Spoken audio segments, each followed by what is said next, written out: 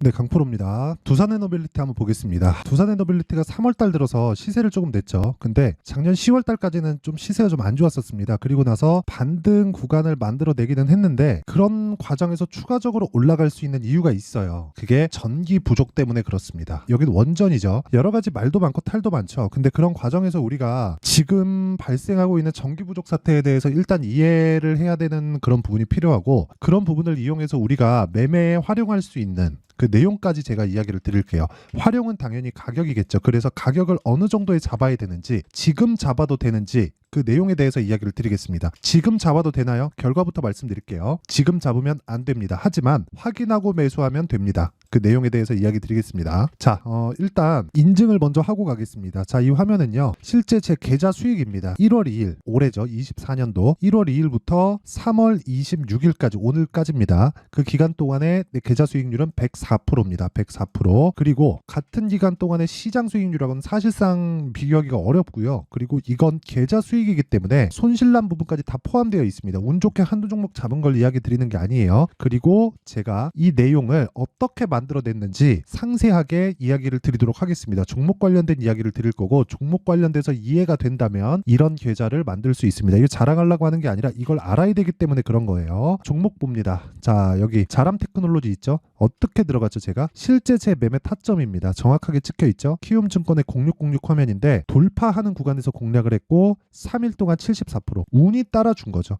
이 정도의 시세가 나오려면 운이 따라줘야 됩니다. 하지만 모든 내용들이 동일하게 작용을 했으면 내가 매매하는 과정에서 운이 알아서 붙어서 옵니다. 그랬을 때 75%의 수익. 그리고 이 내용을 제가 소통방에서 다 공개를 합니다. 자, 올려서 보면 정확하게 3월 11일이죠? 그쵸? 이 내용을 보면 쭉 올려서 볼게요. 3월 11일 시장가 매수, 자람 테크놀로지 8시 53분 장시작 전에 공개를 합니다. 이렇게. 왜? 신고가 종목이니까. 그리고 가격이 먼저 반영하니까. 이 내용이 두산에너빌리티에도 동일하게 적용을 합니다. 이거 말고도 오늘에는 어떤 매매를 했느냐, 뭐 테크윙, 코리아IFT 이런 식으로 진행이 되어 있는데 시장가 매수 8시 49분 모두 동일하죠. 장시작 전입니다. 테크윙, 자 내용 보시면 오늘 테크윙이 6.4% 상승 구간에 있었고 저는 시가 공략이 됐다. 너무 높죠. 근데 2월 달에 20%의 시세를 냈습니다. 반도체죠. 반도체하고 지금 두산에너빌리티하고는 연관이 있습니다. 왜 그런지도 이야기 드릴게요. 그리고 그 밑에 코리아IFT 같은 경우를 보더라도 자 내용 보시면 어때요? 2월 초에 매수해서 대략 한 6거래일 정도 됩니다. 이게 여기 28%의 수익, 그 뒤에 손실난 부분이 있죠. 매매를 또 하면서. 근데 그렇더라도 계속해서 강세 종목은 공략을 한다. 그랬을 때 오늘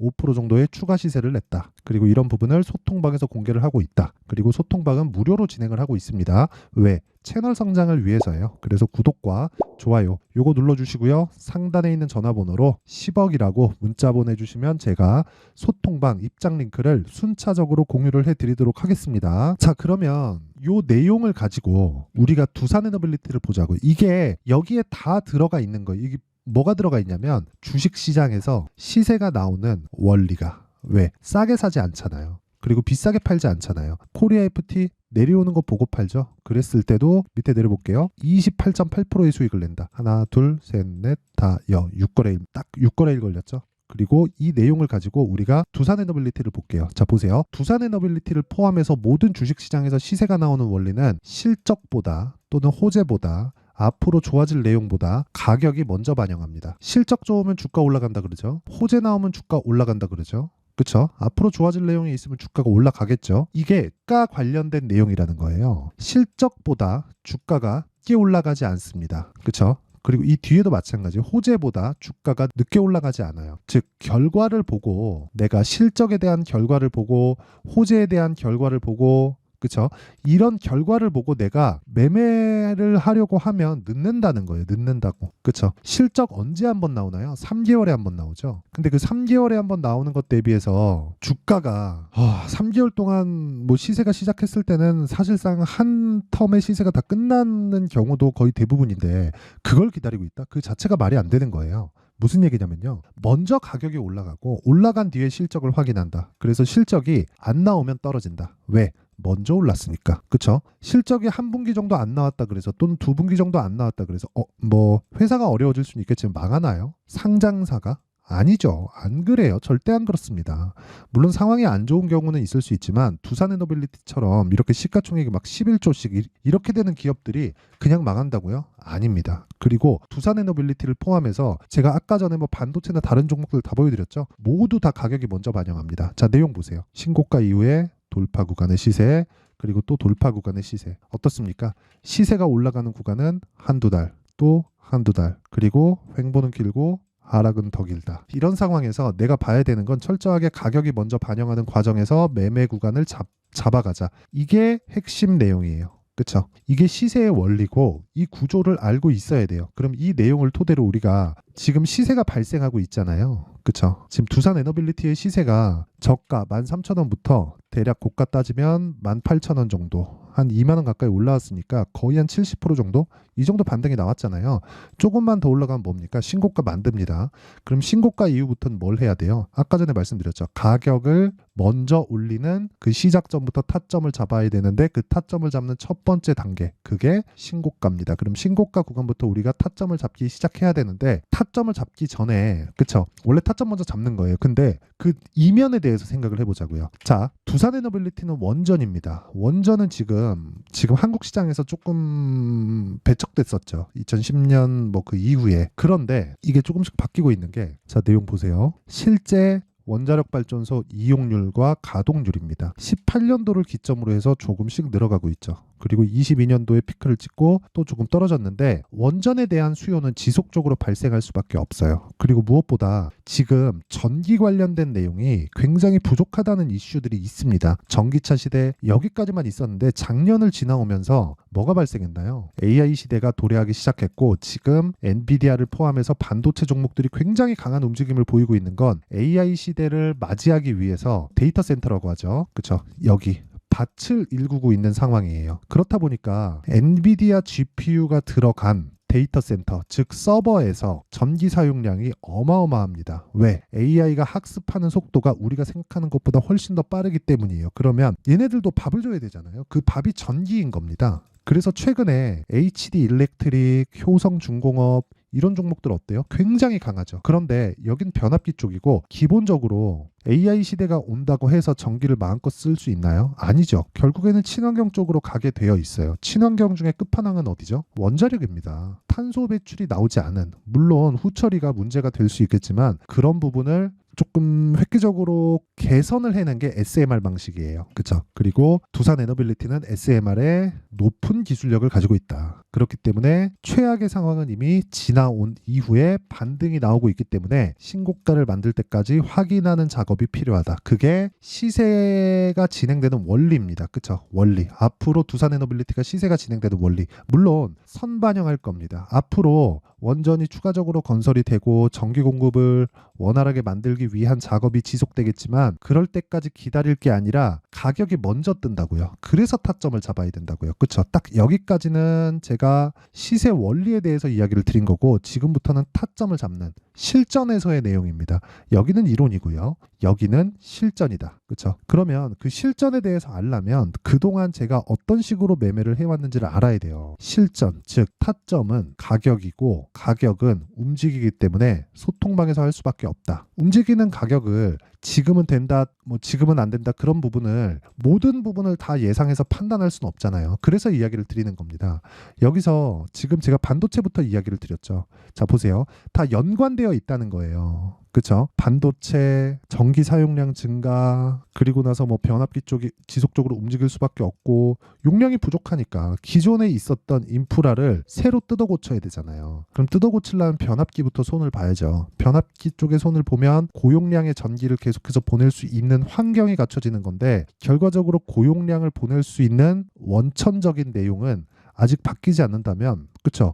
이건 문제가 되니까 결과적으로는 이쪽도 친환경, 그렇죠? 탄소 배출을 낮출 수 있는 그런 환경을 갖춰야 되고 그러기 위해서는 SMR, 원전 말고는 없다. 그래서 지금 두산에너빌리티를 봐야 된다. 하지만 타점은 내용이 다르다. 그래서 관련돼 있는 종목뿐 아니라 강세 종목군들을 공략했을 때 예를 들어서 아까 보여드렸었던 자람 테크놀로지 이런 돌파 구간을 찾아야 되는 작업이 필요합니다. 그랬을 때 하나, 둘, 셋, 3거래일 동안 74%. 이거 말고도 그쵸?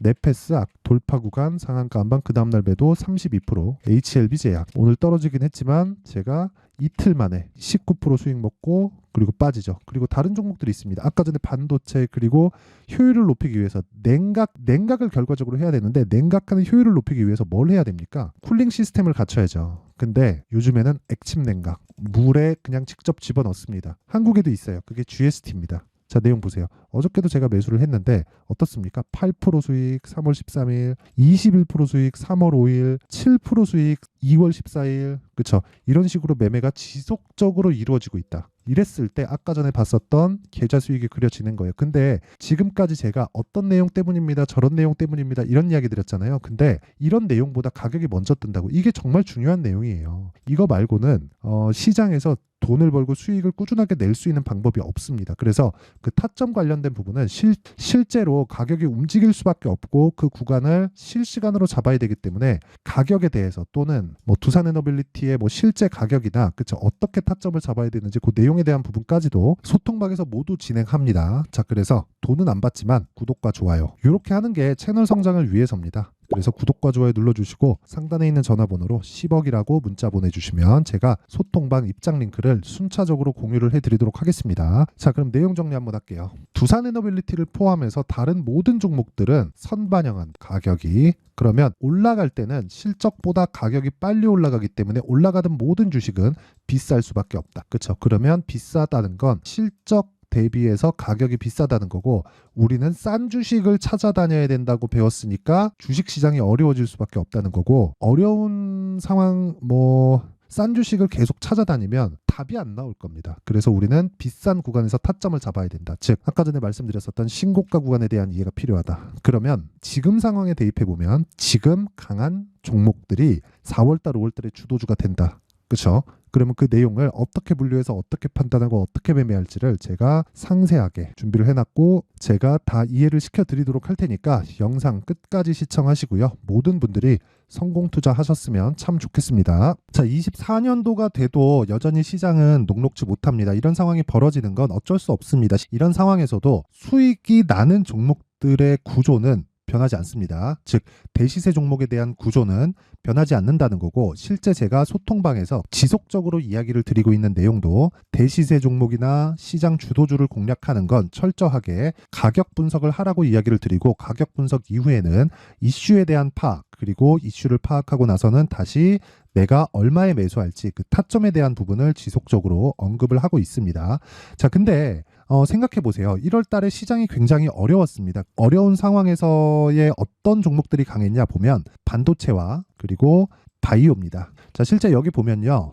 HLB에 제가 실제 매매한 내용을 띄워놓고 보여드리고 있는데 1월 22일부터 매매를 시작해서 4일 동안 31%의 수익 마감이 됐고요. 그리고 여전히 신고가 종목입니다. 자, 그리고 그 다음 어보브 반도체 이름을 보시다시피 반도체 종목이죠. 그리고 AI 반도체는 지속적으로 강세를 보이고 있습니다. 이 종목도 신고가를 먼저 달성한 이후에 제가 21%의 단기간에 21%의 큰 수익을 내고 마감이 됐습니다. 다시 재공략을 준비하고 있고 이런 부분은 소통방에서 다 공유를 해드립니다. 자, 그리고 그 다음 코세스. 자, 코세스 같은 종목도 당연히 그쵸 신고가 종목이고요. 그리고 반도체 종목입니다. 이 종목도 영업일 기준에서 이틀 동안 대략 한 15%의 수익 마감이 됐습니다.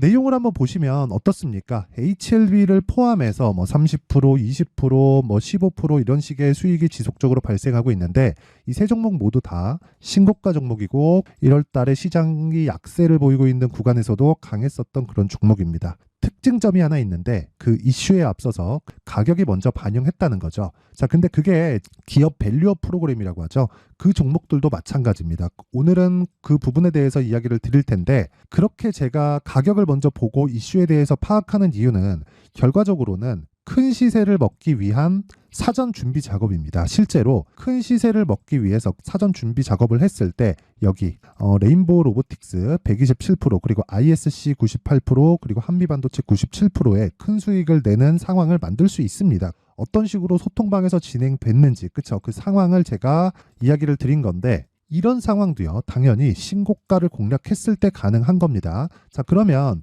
이번에도 마찬가지입니다. 그쵸? 정부 주도의 코리아 디스카운트 해소 방안이 2월 달에 발표를 하고요. 그리고 2월 달에 발표된 내용을 토대로 주가가 움직이는 게 아니라 이미 움직인 내용이 있죠. 실제 이 내용은 크게 중요한 게 아니라는 겁니다. 실제 움직인 내용을 보면 자, 기아차입니다. 실제로 12월 달에 신고가를 만들어 놓고 정부에서 입김을 불어 넣으니까 순식간에 기아차를 포함해서 현대차 같은 거대 기업들의 주가가 2주도 채 되지 않아서 40% 정도의 큰 시세를 냅니다. 자, 그러면 우리는 어떤 종목을 봐야 될까요? 이슈를 파악해야 되는 것도 맞지만 철저하게 가격에 맞춰서 매매를 해야 되는 게 당연히 중요합니다. 정부가 주도하는 정책 방향이 있겠죠. 그 방향에 맞춰서 우리가 종목을 찾을 필요가 있다. 자, 그러면 답이 나왔습니다. 정부가 주도하는 방향에 맞춰서 제2의 기아차를 찾는 게 지금은 중요하다. 근데 정부 정책의 방향에 맞게 가자. 그랬을 때 앞서서 제가 보여드렸었던 내용인 여기